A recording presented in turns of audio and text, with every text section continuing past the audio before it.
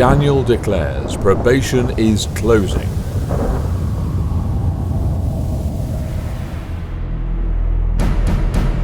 Students of prophecy have always known that the books of Daniel and Revelation are heaven's gift to reveal the future to those living at the end of the world.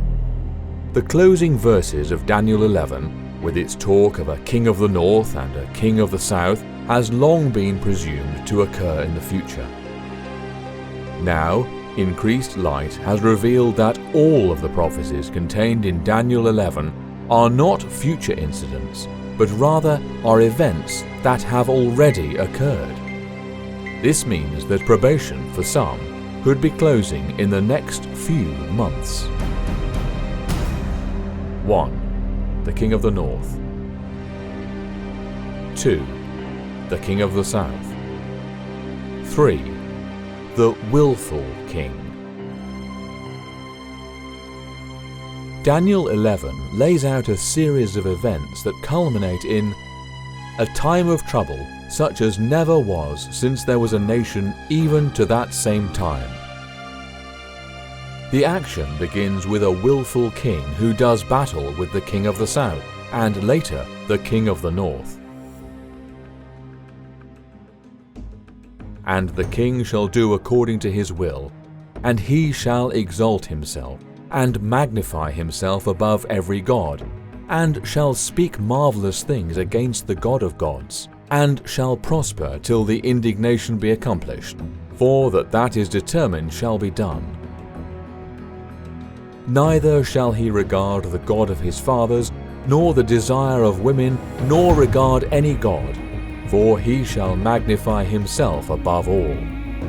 But in his estate shall he honor the God of forces, and a god whom his fathers knew not shall he honor with gold and silver and with precious stones and pleasant things.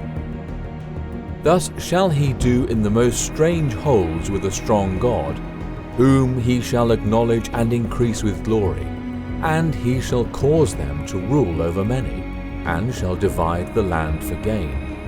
And at the time of the end shall the king of the south push at him, and the king of the north shall come against him like a whirlwind, with chariots and with horsemen, and with many ships, and he shall enter into countries, and shall overflow and pass over. He shall enter also into the glorious land, and many countries shall be overthrown, but these shall escape out of his hands, even Edom and Moab, and the chief of the children of Ammon. He shall stretch forth his hand also upon the countries, and the land of Egypt shall not escape. But he shall have power over the treasures of gold and of silver, and over all the precious things of Egypt, and the Libyans and the Ethiopians shall be at his steps. But tidings out of the east and out of the north shall trouble him. Therefore he shall go forth with great fury to destroy, and utterly to make away many. And he shall plant the tabernacles of his palace between the seas in the glorious holy mountain. Yet he shall come to his end, and none shall help him.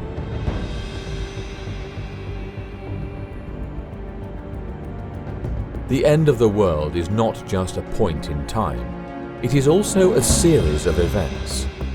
During this process, a number of things must occur.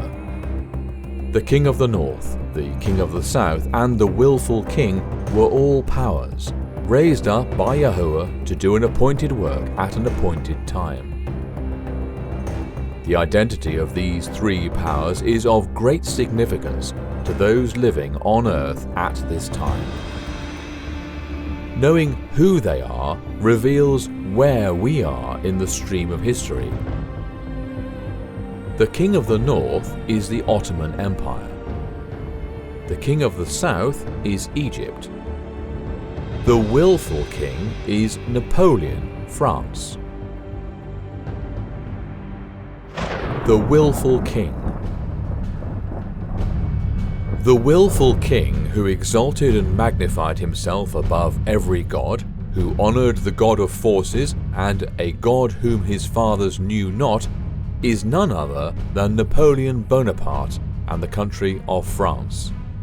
Napoleon was raised up by Yahuwah to act an important part in closing events. On February 20th, 1798, General Louis-Alexandre Berthier, acting on Napoleon's orders, took Pope Pius VI a prisoner. This was an incredibly audacious act, one unheard of and completely unprecedented up to that time. Kings had trembled at the displeasure of popes. Despite being Holy Roman Emperor, Henry IV had knelt in the snow for 3 days before Pope Gregory VII would forgive him for calling the Pope a false monk and a usurper. Napoleon did more than sling words. He actually took the Pope prisoner. This daring move marked the end of 1,260 years of papal domination, prophesied by Daniel. And he shall speak great words against the Most High, and shall wear out the saints of the Most High, and think to change times and laws. And they shall be given into his hand until the time and times and the dividing of time. John the Revelator had predicted the ending to this long time span, declaring, "And I stood upon the sand of the sea, and saw a beast rise up out of the sea, having 7 heads and 10 horns, and upon his horns 10 crowns, and upon his heads the name of blasphemy. And I saw one of his heads as it were wounded to death, and his deadly wound was healed, and all the world wandered after the beast." A deadly wound was inflicted upon the papacy when France, the willful king of Daniel 11, took the Pope a prisoner. It brought to an end 1,260 years of papal dominance and started the time of the end. And at the time of the end shall the king of the south push at him, the willful king. In the same year that France took the Pope prisoner, the very year the time of the end began, Egypt, the king of the south, fulfilled prophecy and pushed at France, the willful king. Egypt, under the rule of the Mamluks, had virtually destroyed French trade with Egypt. Egypt's destruction of her trade with France was not a huge offence. Egypt merely pushed at France. France's response, however, set off a long chain of reactions with some very unintended consequences. Just months later, on July 1st, 1798, Napoleon led an invasion of Egypt. He assumed the Ottoman Empire would be grateful at best, neutral at worst, for the French overthrow of the Mamluks, who themselves had previously fought against the Ottoman rule. This rather naive assumption was proven false when, on August 1st, 1798, British Admiral Horatio Nelson destroyed the French fleet. Any real chance that the Ottoman Empire would accept the French conquest ended after Nelson destroyed the French fleet at the Battle of the Nile. British diplomacy at Istanbul was now able to steer the empire toward outright opposition, and on 9th September 1798, the Ottoman Empire declared war on France. Napoleon now had to face the real danger of invasion by land and by sea. 2 Ottoman armies were to be involved in the invasion. The army of Damascus was to advance through Syria and Palestine and attack Egypt across the Sinai. Another army, to be formed on Rhodes, would, with the protection from the Royal Navy, land near the Nile. The French would be surrounded and outnumbered. This was a complete fulfillment of Daniel 11:40-41. And at the time of the end shall the king of the south push at him, and the king of the north shall come against him like a whirlwind, with chariots, and with horsemen, and with many ships. And he shall enter into the countries, and shall overflow and pass over.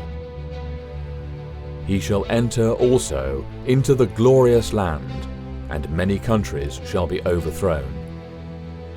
Many countries were overthrown, and Egypt ended up paying a tribute to the Ottoman Empire in accordance with the sure word of prophecy which had declared, "The land of Egypt shall not escape, but he shall have power over the treasures of gold and of silver, and over all the precious things of Egypt." Russia and Persia, neighbouring the Ottoman Empire, began annexing parts of the empire bordering their territories. This enraged the Ottoman Empire, which reacted with great anger, eventually leading to the genocide of the Armenian Christians under suspicion that they had aided Russia.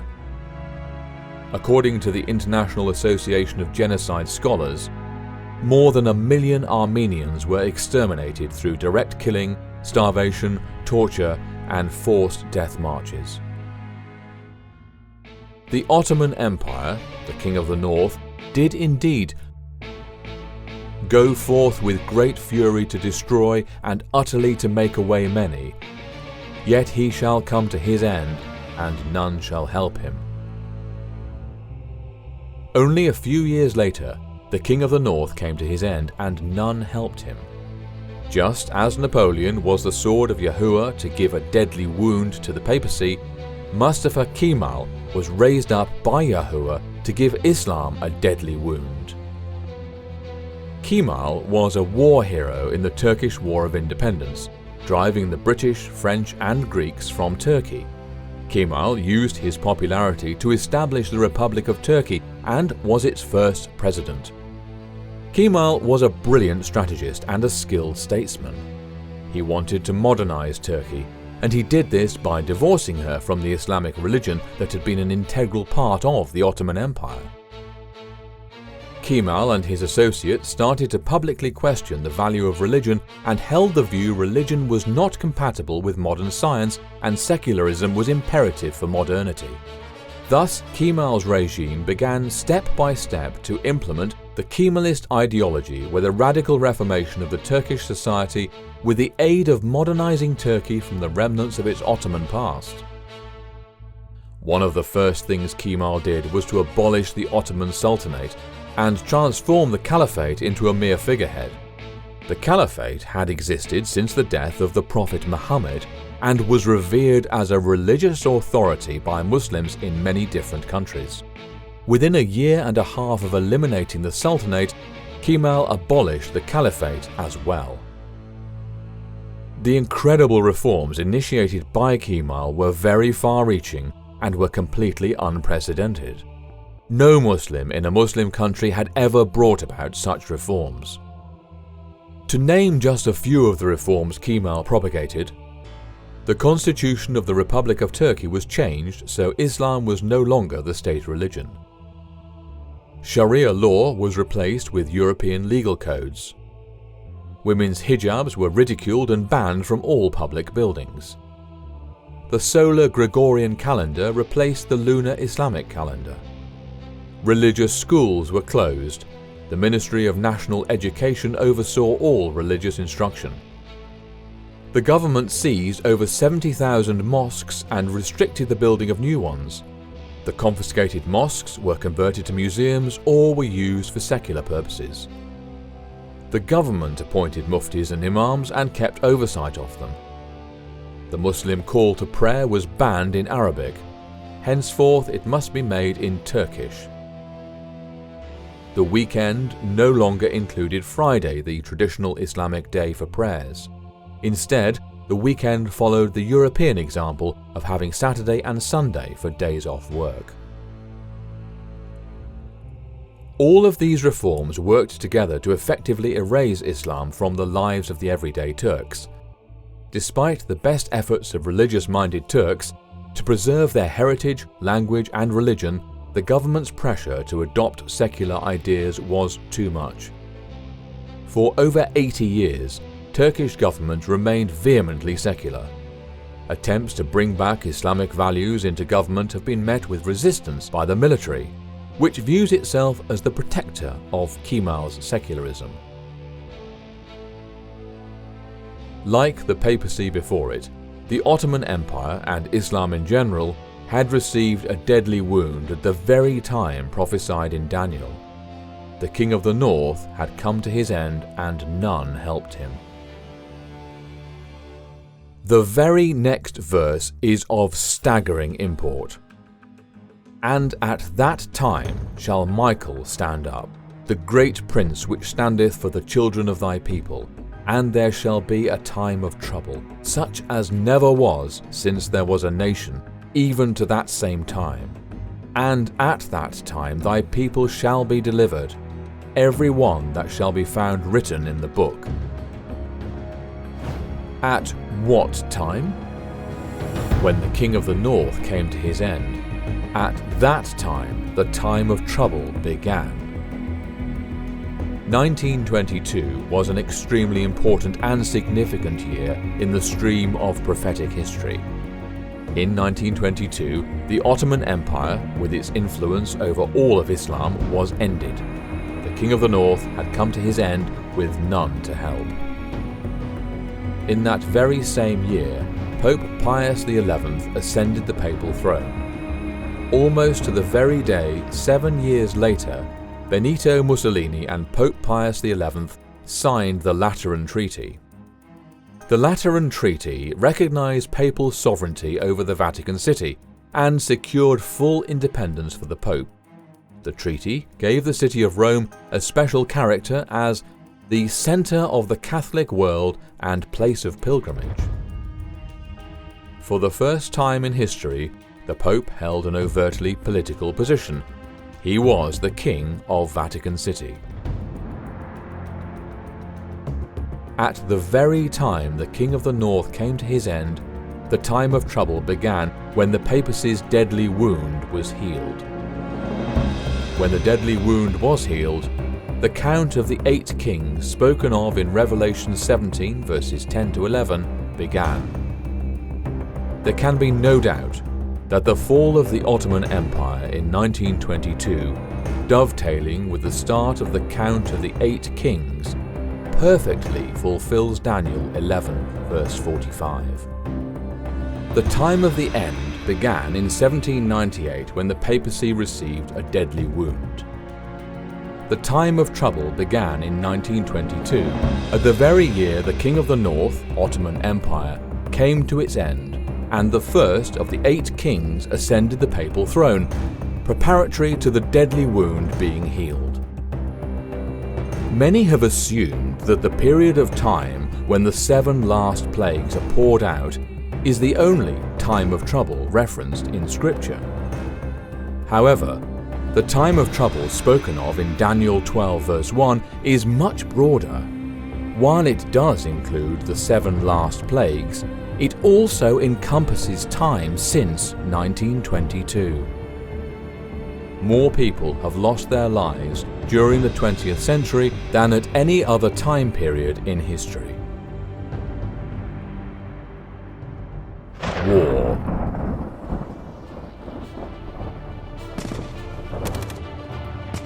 World War II killed more people, about 60 million, destroyed more property, disrupted more lives, and probably had more far-reaching consequences than any other war in history.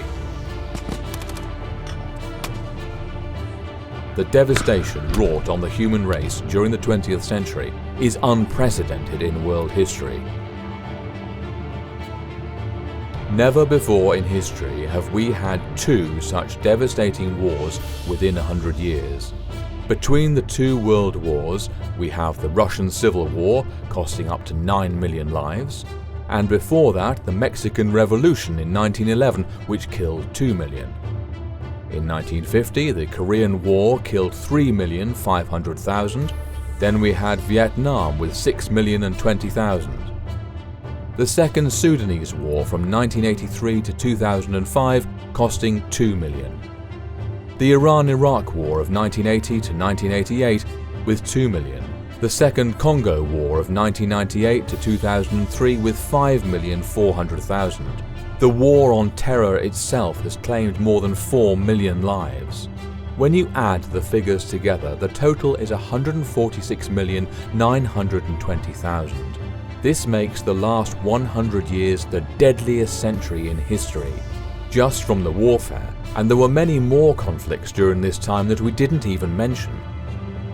To put these figures in perspective, consider that the 19th century saw about 82 million deaths from warfare. 60 million of these were from the Taiping Rebellion in China in the 1860s. Also consider that the Crusades, which covered a span of 200 years, killed up to 9 million, and the Mongol invasions lasted for 300 years and killed up to 60 million.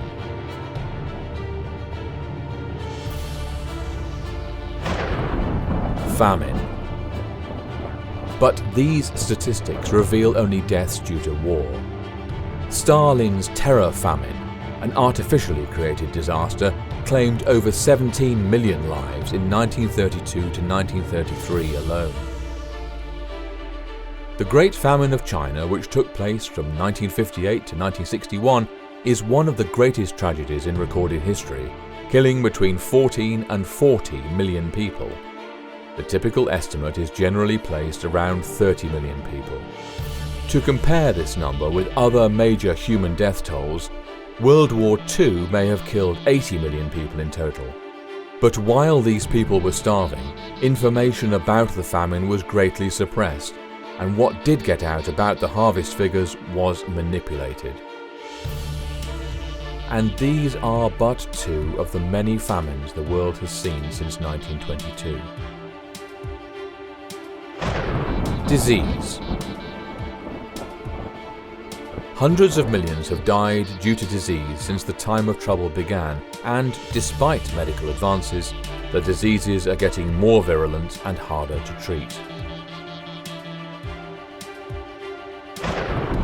Natural disasters. So-called natural disasters have claimed the lives of hundreds of millions more. The suffering experienced boggles the mind. The new norm is record-breaking extremes in heat, in drought, in cold, in hurricane strength, in precipitation. There were only 78 natural disasters reported in 1978, as opposed to 348 in 2004. And in the years since then, the numbers have skyrocketed, as have the deaths from these events. Truly, the years since 1922 have been a time of trouble, such as never was since there was a nation even to this same time. It is during this time of trouble that Michael stands up. Scripture records, "And at that time shall Michael stand up, the great prince which standeth for the children of thy people." The act of Michael standing up signifies that probation is about to close for all of humanity. It is a judicial act signifying that the door of mercy has closed. Pope Francis, the eighth and final king, is an old man in poor health. He does not have many more years left to live. And yet, the prophecies of Daniel reveal probation closes during his pontificate.